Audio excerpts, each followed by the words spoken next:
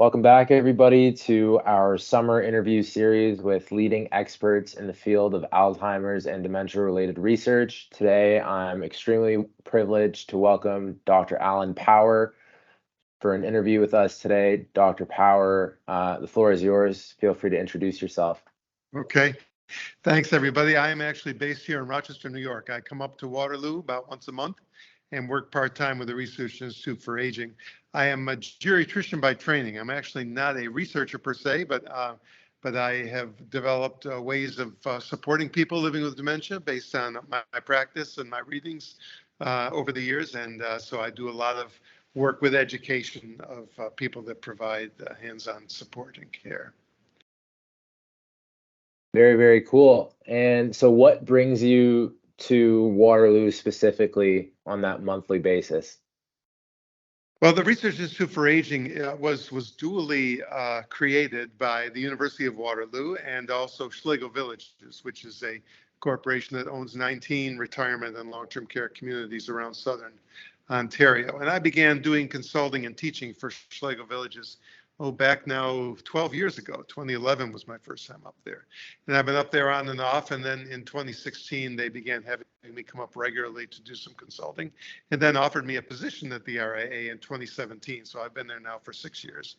And once again, I am not I don't have the professor appointment at the University of Waterloo because I'm not an academic, but my title is called the Schlegel Chair in Aging and Dementia Innovation. So I guess my job is to think creatively and collaborate with the others and to help people come up with some interesting ideas and then what we call knowledge mobilization, taking what we know and spreading it because the big gap, it seems, particularly with long-term care and retirement, is that what comes out of academics just doesn't seem to get into practice. And so I'm one of those people that's trying to create a bridge between how do we operationalize the philosophies that people are espousing in their research. So you're focusing more on the application side rather than the... That's right. Gotcha. And, yeah, I'm a practitioner. That's what I know best. Fair enough. And so out of curiosity, how does Waterloo compare to Rochester? Those are two very different environments, I would imagine.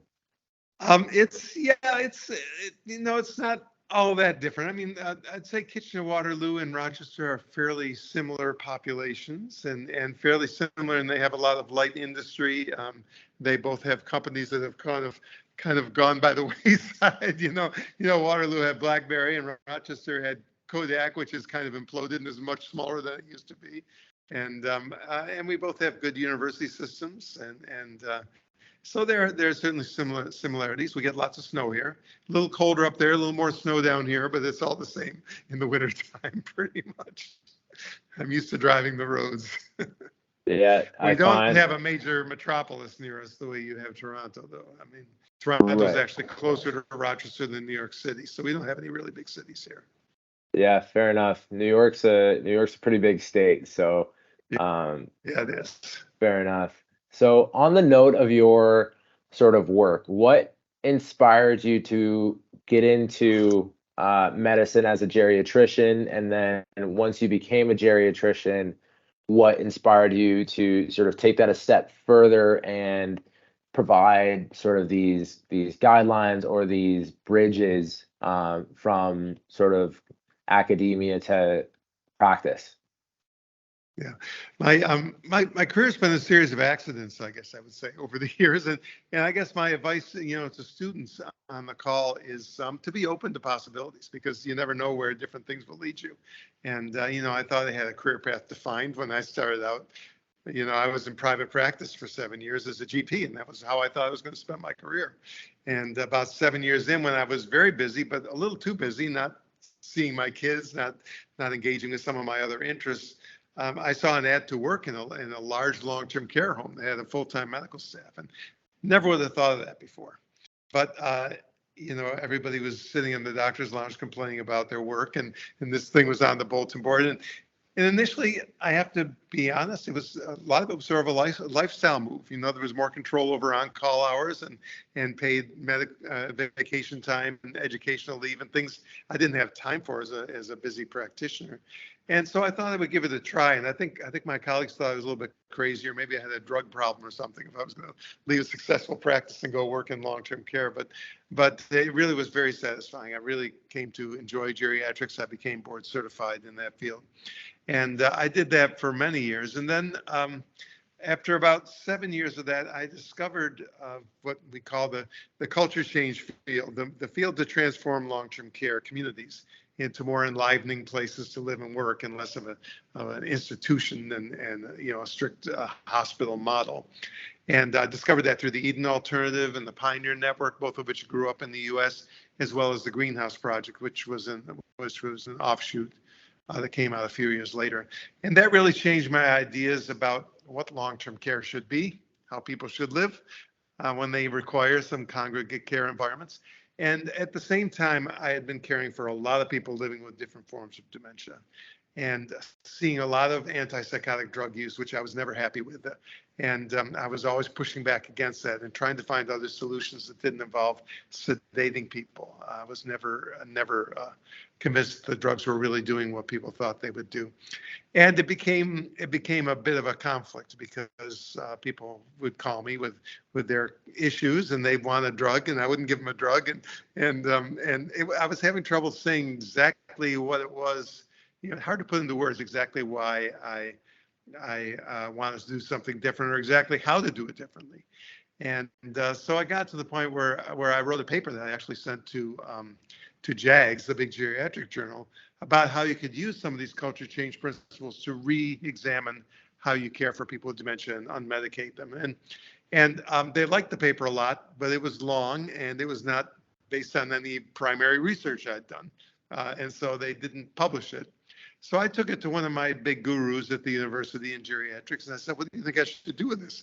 And he said, "Well, it's hard to publish things these days that aren't original research. So why don't you write a book?" And so I didn't know what I was doing. I just sort of worked on it over 3 years while I was practicing, and finally by 2010 had a book I came out with called Dementia Beyond Drugs, and it was well reviewed. It didn't fly off the shelves immediately, but about a year later was when the media really hit about the overuse of antipsychotic drugs in long-term care. And our national Medicare and Medicaid services and Congress sent a charge to long-term care homes to reduce their antipsychotics. And so here was a guy that had a book, and by then I developed a 2-day seminar and had given some talks on it, and I got real popular. And so by that time, I had really left the daily practice of medicine and become more of an educator. And since that time, over the past 15 years or 10 or 15 years, I've basically traveled around the world doing seminars, talks, consultations. I've been to almost 2 dozen countries on 5 continents, and so that's basically been my life up till the pandemic, let's say. Pandemic kind of slowed things down again, and so I'm still doing it, but I'm at the age now where I'm reprioritizing a bit. I got a couple of grandkids. I'm getting more involved in music, as we talked about earlier, and so I'm still giving talks, but fewer. I'm doing at least another year with the RIA up in Waterloo, because there are a couple of projects for Schlegel Villages with helping expand knowledge around dementia care that I'm working on with the teams there. And but definitely sort of shifting once again. But each of these things, moving to long-term care, getting involved in the culture change movement, getting involved in talking about antipsychotics, writing a book, going out and speaking. Each one of these was a career path I would not have predicted, but it's just being open, and everyone has led me to a place where I've had a lot of satisfaction in what I do. And it's interesting to see the parallels between sort of geriatric care and other sort of fields. Like, I know, for example, in like orthopedic medicine right now, they're gradually trying to transition away from the prescription of opiates post-operatively. And it seems like a general theme in medicine these days, which is to sort of limit the prescription of sort of drugs unless like absolutely necessary. It seems to be a trend that has been going on for a while now, and obviously for the better of medicine in general. Yeah, Um, well, I certainly don't. I don't hate all drugs. I'm an internist, and that's what we know. We don't have scalpels or X-rays. We prescribe drugs, but I think, and one thing I've learned, and you learn it best when you move into geriatric medicine, is that older people with older bodies don't all respond the same way to medications. And when they have changes in organ systems that may come with aging or with disease, that can affect how they process medications or how medications interact with each other. And so every pill has to be very closely scrutinized. There are some very good ones, but the pill itself, the doses, the other pills you're taking, there's no automatic prescriptions anymore when you get into geriatrics because there's just too much risk. And opiates, once again, I've used opiates with great success at people like post hip fracture, et cetera. But you just have to dose very carefully. You have to immediately give a narcotic with good bowel medications and kind of anticipate the side effects you're going to get when you use drugs like that, like constipation. So it just you have to be very intentional about how you use medications, and I think that's something geriatricians can teach a lot of different specialties. right. And on that note of your focus in sort of finding alternatives to antipsychotics, that leads into our next question and a student question as well, just discussing the scope of your ongoing work, sort of what you've learned so far, what you're hoping to accomplish, and sort of tying into that, how, like, sort of what you found with respect to how community living approaches can sort of be a viable alternative to antipsychotic medications. Yeah. Okay. Yeah, and there's a few. I'll give you some high-level bullet points there because it's a lot of complexity. And like I say, I have a 2-day seminar I give, and it's 14 hours. And believe it or not, people in some of the uh, evaluations will a few people will write it should have been longer because there's so much to learn. But a few high bullet points. First of all, when I started researching for my first book, I pulled every study I could find about antipsychotics published, from the last 50 years about them in dementia, and really looked at them with a critical eye. And they're not good studies. They don't show that they are particularly safe or effective for people with dementia. And the same is true of the other classes of medications. So the idea that the pills are actually doing something, what they're doing primarily is sedating people. And they can say, well, when we take the people who are sedated out of the study, we still get a statistically significant difference. But the truth is that when you look at those studies in detail, they measured sedation by self-report in people with very advanced dementia, which is not a great way of knowing if people are sedated. And we also have seen practically many, many times where we have unmedicated people who did not appear sedated, and all of a sudden they started thinking and acting in ways that we didn't think they were capable. So we know that beyond falling asleep in your plate of food, there's a lot that these pills are doing to the brain that we are not carefully capturing. So the drugs don't work. That's I'm going to be very frank about that. They just don't work. And the truth is that the idea that we need a pill, I think, is what's wrong. And one of the biggest problems, and this is where I get very controversial with a lot of the medical and research community, is that I have completely rejected this dominant framework that's called BPSD, or behavioral and psychological symptoms of dementia. That really pathologizes people's actions and words into some sort of a result of brain disease. And I don't believe that. I believe that the brain disease is real and that it modifies how people may respond in a given situation. They may not respond the way you or I do because of their capabilities, but it's not the root cause. But because it really suggests that these are symptoms of dementia, it medicalizes people's behaviors, and it creates a slippery slope to drug use and really makes it hard for you to see beyond the necessity to stop using drugs for people like that. So I think it has become, in spite of their boilerplate comments about how you should always try non-pharmacologic approaches, I think it really is the biggest barrier to getting rid of drugs because of the mindset it creates. And unfortunately, it creates the same mindset with non-pharmacologic approaches because we use them like pills.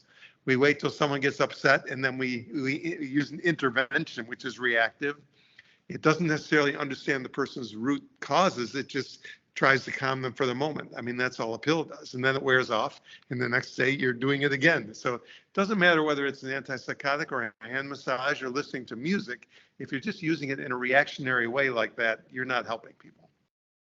So in my work with the Eden Alternative Movement, they wrote a white paper several years ago, almost 15 years ago, where they talked about, they came up with a model for what they call well-being, that they thought all older people need. And they felt we needed to keep in mind when we're caring for elders.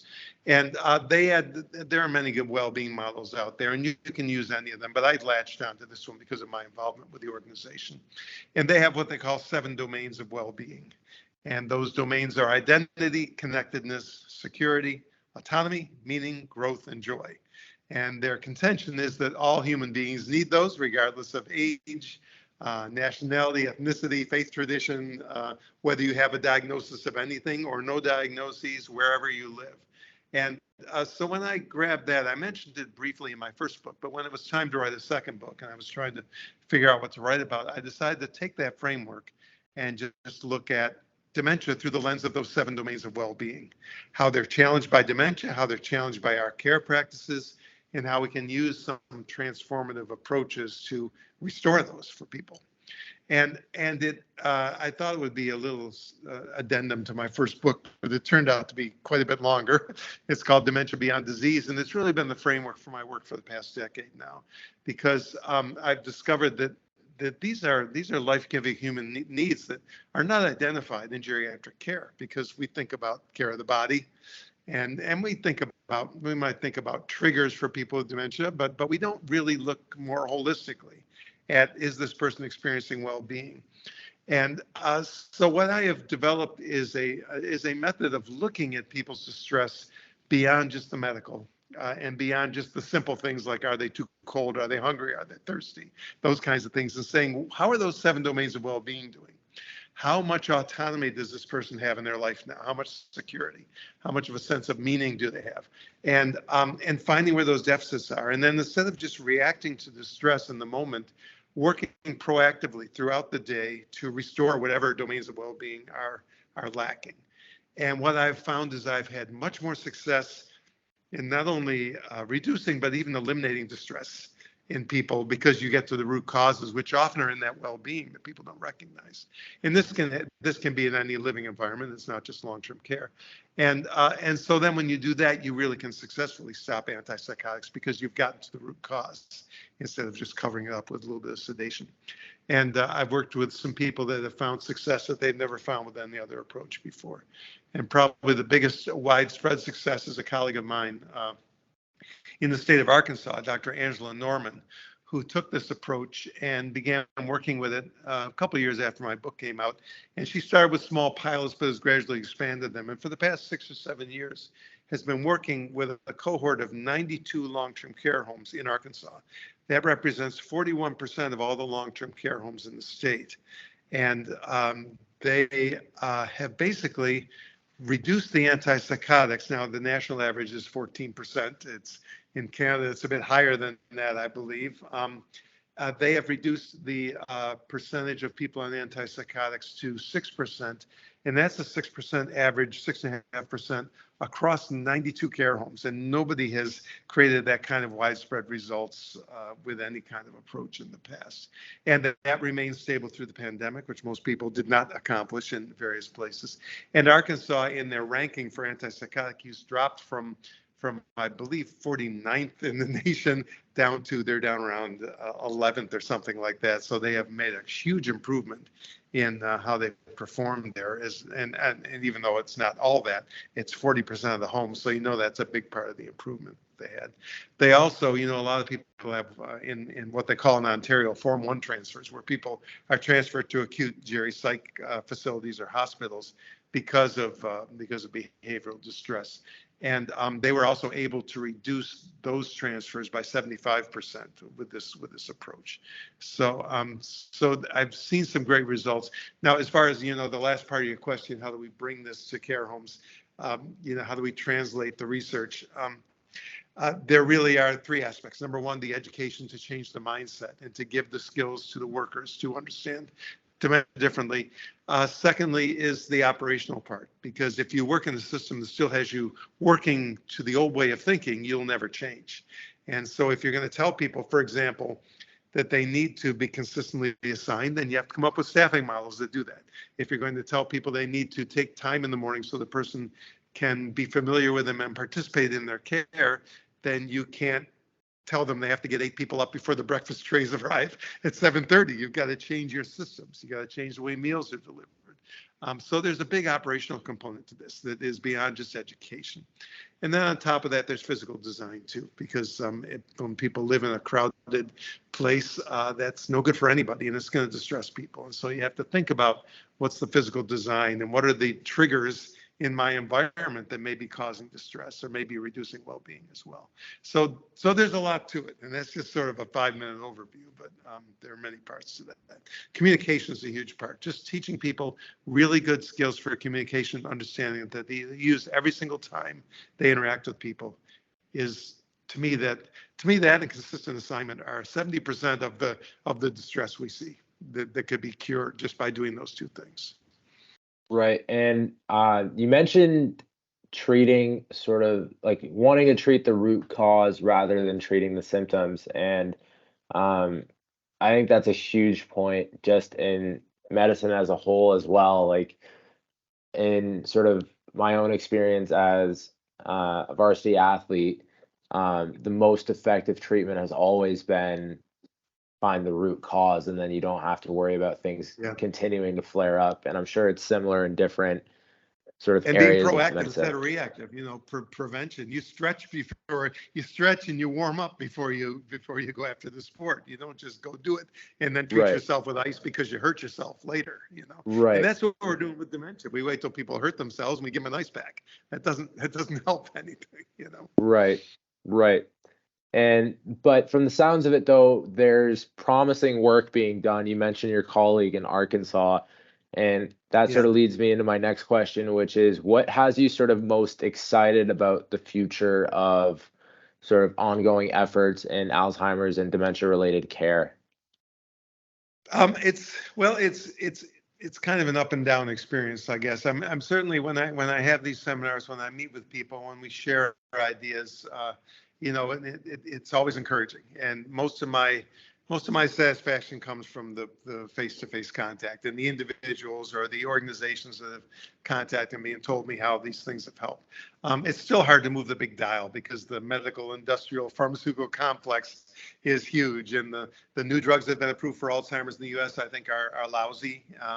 And the new antipsychotic that's been approved. I used to hold the U.S. up as the only major country that had not approved an antipsychotic for dementia, and now they've blown that too. And the new drug they approved was no better than the old ones. It still has the black box warning, but they just brought it in at a time politically when it was easier to get the FDA to approve it. And that's all there is to it. It's a lousy drug, and now people are going to have permission to use it. And so there's a lot to discourage too. But I think all we can do is just keep talking and getting people, in the grassroots areas to change what they do, and hopefully we'll create a groundswell of support that will start to move people. But it's a struggle. So my main goal now is to get younger, more energetic people thinking this way so that they can take over for me. Right. And so on one hand, exercise caution with respect to new antipsychotics because, as you mentioned, they're not all created equal They're and no they're better not than the old ones. They're exactly the same as the old ones. They just right, brought them at a time when they were more likely to approve a drug than they were 10 years ago or 15 years ago. right. But on the flip side, spreading awareness about um, those 7 principles that you mentioned earlier and their role, and sort of showing proof that transitioning away from heavier antipsychotic use, like that example in Arkansas, can be widely effective, and sort of disseminating that to the masses seems like a you know, uh, potential improvement in overall care, hopefully. Um, Certainly hope so. Yeah. and that's I encouraging. certainly hope so. Yeah. Yeah. It's good. It's what keeps me going. It definitely is Right. encouraging. and so that sort of leads into, for people that have family or have relatives, friends, neighbors living with dementia or Alzheimer's related um, diseases or Alzheimer's itself, what advice would you have for the care team or the support team? We've discussed maybe not relying on antipsychotic medications and instead focusing on other elements of that continuum of care. But do you have any advice specifically for those caring for people with Alzheimer's or dementia? I think it's really we need to break down that wall between, well, they do that because they have dementia. We have to think about what we would do in the same situation. So it is not abnormal to try to exit a locked door. What's abnormal is locking people in and not letting them leave, because you and I leave all the time. If we got locked in, we get upset too. So we call these things behaviors when actually that it's normal human, that's something that would happen to any of us. So, or, it's not abnormal to be upset when a stranger takes your clothes off and tries to give you a shower. These are things that most of us would not volunteer to do with our coworkers. I know because I've talked to the few people that have, and most people would never do that. So once again, we have to understand that what bothers people is usually what bothers any of us. The difference is that because of memory problems, because of communication changes, because of difficulties handling stressors, they may not be able to respond in the same way you or I will. But the root cause is not the dementia. It's always deeper, and you have to keep looking for it. And I certainly, my second book, Dementia Beyond Disease, goes through those 7 domains of well-being in detail, gives lots of examples of how our system challenges them, and lots of examples of how we can use a different approach to restore them in all living environments. And talks about, and then the chapter 10 of the book actually walks people through that case conference method in detail, so they can sort of learn how to do it. And I certainly, if people want more information, I'd recommend that they look for that. It's on the book selling sites and the publisher and all those places. And that's Dementia Beyond Disease, your second Yeah, book. that's the second book. The first one's good too. If the first one really takes apart the antipsychotic research, and it gives a lot of basics of culture change for people that don't understand what that's all about. It really talks about what's wrong with the institutional model of nursing homes and how we can change it. And it gives some advice at the end for specific scenarios and for communication. And then the second book was meant to be complementary. The focus is on the well-being domains, but it also has sections on communication. It has sections on the drugs, has sections on transformation, but it's meant to not be repetitive. So they kind of complement each other. But if people really want to explore the well-being domains in detail, the second book is better. You don't have to read them in order. Whatever is useful for people is helpful. Yeah. Fair enough. That's great. And I think there isn't necessarily a ton of awareness about those 7 essential domains that you mentioned. I think Yeah. we're in an era where, medicalization of illness is at its all-time high. Yep. And it's sort of refreshing to see a different approach. And yeah, like I hope, sort of like everyone else, that there's a more sort of patient-centered, like experience-focused approach to dementia-related care. And you mentioned the root issue always being sort of deeper than dementia. And I Yeah. think, and I personally don't have anyone in my sort of immediate family living with Alzheimer's or dementia-related uh, diseases, but I feel like there's always, or not always, but there can be a stigma that, it's just easy to attribute something to dementia or attribute something to Alzheimer's Yeah. and not sort of be proactive in determining, okay, where is this really coming from? And Yeah, there's something that people say, and they say it to make people feel better. They'll say that's not him talking, it's dementia talking.